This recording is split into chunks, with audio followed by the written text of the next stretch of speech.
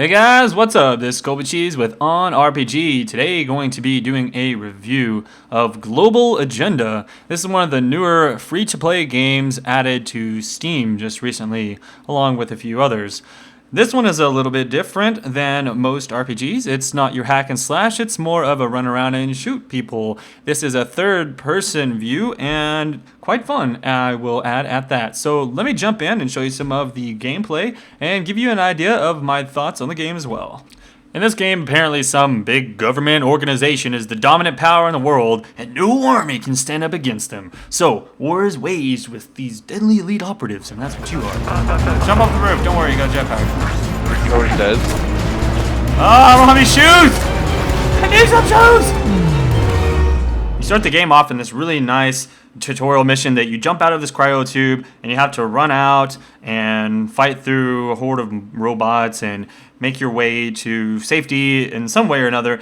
The game really helps you along, gives you an idea of how to use the jetpack and the different abilities and weapons and all of that stuff. So lots of fun, good thing there. As soon as you get through that, you're going to find yourself in a place called Dome City, which I'm guessing this is just the one main town that you'll always be in. I don't believe that there's actual multiple cities for you to explore. So you'll see a lot of other players running around in here, and you've got your auction house, and you've got different shops to buy dyes and crafting and all kinds of really cool stuff that you'll be able to do in the game. But for now, you're just going to most likely start off by doing your quests, by running out the front door of the dome and start shooting a bunch of bandits out in the desert. The game has 4 different classes that you can choose from. One is the Recon, which is what I played, and that's more of the sniper slash stealth champion. You have abilities like stealth, where you can run in and you can throw down bombs at people's feet. You can do lots of cool melee attacks, or you can choose to be more of a sniper and have lots of stems to do big damage from your sniper. So you're going to be the big range damage class.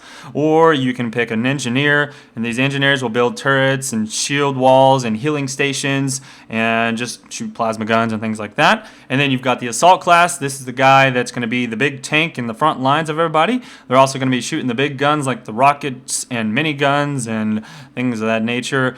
And you've got your medic, who will be healing you, and they can shoot out poisons and do lots of poison damage to enemies and things of that nature. Alright, so there you go. In Global Agenda, rather than learning skills by leveling up and talking to a skill trainer, instead you'll actually find skills by drops or by just completing quests and getting the items. In other words, your skills are items that you equip into these certain slots.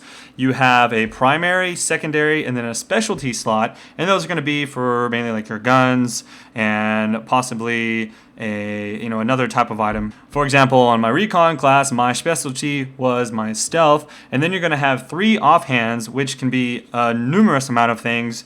And a couple of them that I had was one that would allow me to speed up and jump like 12 times as high and just run super fast. Then I had another one that would boost my damage for 20 seconds by like 50%.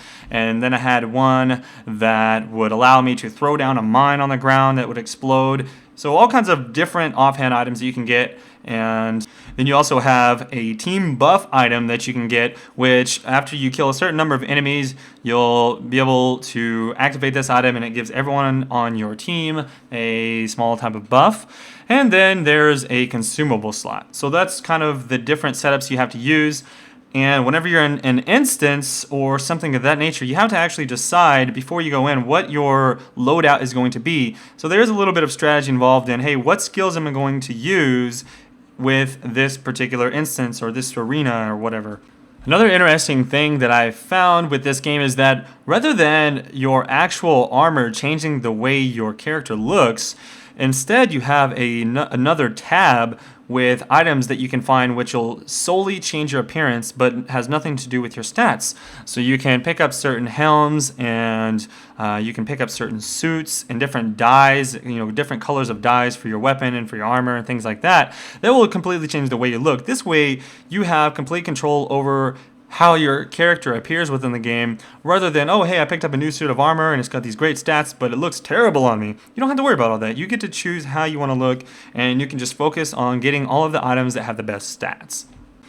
Also, you can customize armor and weapons with certain types of mods which are crafted in the game. As you're killing enemies in the game, you have loot that will drop, and the loot is automatically picked up when you're out questing, and then you can go back to Dome City and you'll be able to buy certain different amounts of crafting recipes, and you can choose what type of crafting recipes you want. And the crafting works similar to WoW. The more you craft, the more you level up your skill in that crafting, so you can craft, weapon mods or armor mods or engineering mods or whatever type of crafting you would like to do. You'll probably just focus on one and use that, and then probably buy and sell your crafting from, or your items from, other people. So I tried out the crafting on the weapons, and you can do a little damage mod. Gave me like 3% more damage. It was, just a level 1 craft. But of course, as you level up, you can get more and more powerful crafting mods for your items. Anyhow, now that I've kind of talked about some of the customization in the game, let's actually go more into the gameplay. So when you're out questing in the world, the quests are actually pretty basic. There's not a lot of variance within them. All of the quests that I found within playing, I played it for a couple of hours, and everything was, hey, go kill X amount of enemies or pick up X number of items, which is the same thing as kill X number of enemies. You just don't know how many enemies you have to kill. And there's a couple of, hey, go talk to this person, go talk to that person. So the quests do get quite repetitive, and after a while, they're not so fun anymore. Then the combat, though, is pretty fun because you are, aiming, and you can run up and jetpack around the world and stand on a cliff and snipe someone down, and you have all of that that you can do at your luxury, so that is definitely a plus there. I feel that as you progress more into the game, you'll actually be spending a lot of time doing more of the arenas and the instances that the game has available. So anywhere in the open world game, you can actually queue up for either an instance with a group of people, or you can queue up for a mercenary mission, which is just your different PvP style missions, and then a couple of other different things that are available as well. The instances are basically, I ran 3 of them within here, and they just basically repeated those 3 over and over and over. So I don't know if there's going to be a lot more later on levels, or if there's just a few of them that you can do for now. But pretty much what it is you and 3 other people will run through this instance and fight through a couple of easy monsters, and then you'll get to the end and fight a boss, which is pretty fun. The bosses are pretty tough, and you just have to kind of kite them around and use your different abilities wisely. The interesting thing, though, is that you do get a bonus if less than 4 people die in your group at any time. It's called a challenge bonus. Of course, I was never able to get a group that could actually handle that, because someone would always die randomly doing something, who knows what, but hey, that's the game, right? I did like the system that you actually don't have bullets in your guns or any kind of ammo. Instead, what you use is energy, and as your energy depletes, obviously you can't shoot anymore. You have to let the energy recharge. So mostly your primary and secondary and your special ability will use your energy, whereas your offhand items have their own energy bars, and they just use cooldowns. Overall, I thought the game was actually pretty fun to play. It does get really repetitive if you're just doing the missions. So I went out and tried to do some of the PvP, and I found that was actually less satisfying than I had hoped for in a game like this. And the reason I say that is because it's actually very imbalanced. The group that I got in was just a very wide range of player levels. I think I was probably around level 12 to 15 at the time, and we were up against players that were, in the 30 to 37 level range, and they were just completely demolishing everybody. They were just running around. They had better items, better weapons. We couldn't really hurt them at all. If I shot someone, they would just get healed up instantly by some healer, and we would get shot down immediately, my friend and I. So in that respect, I thought the game was pretty imbalanced, and that kind of disappointed me to the point of not really wanting to play them anymore. So I'm not sure if that's just something you have to deal with in this game or what. But anyhow, whatever.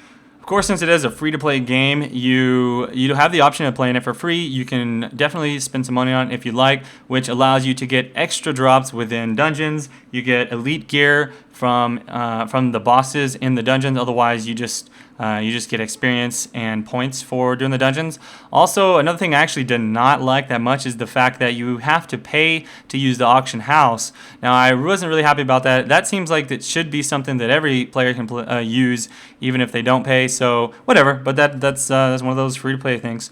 But overall, the game I think is pretty good. It does have a few issues with repetitiveness, and then of course the balance on the PvP. But I think for for a quick bit of fun with your friends, it's something to check out for sure. And again, by all means, this is just my first impressions of the game. I haven't been playing it for days and weeks or anything like that, so there is probably a lot more to it than I'm able to do in a full review at this time. If you want more coverage on the game, be sure to check out OnRPG.com. We're also discussing the game on the board, so go to OnRPG.com/boards. And as always, subscribe to the channel at the top. If you like this video and you want to see more, push that like button. I'll see you guys around next time. This is ColbyCheeZe. Peace out.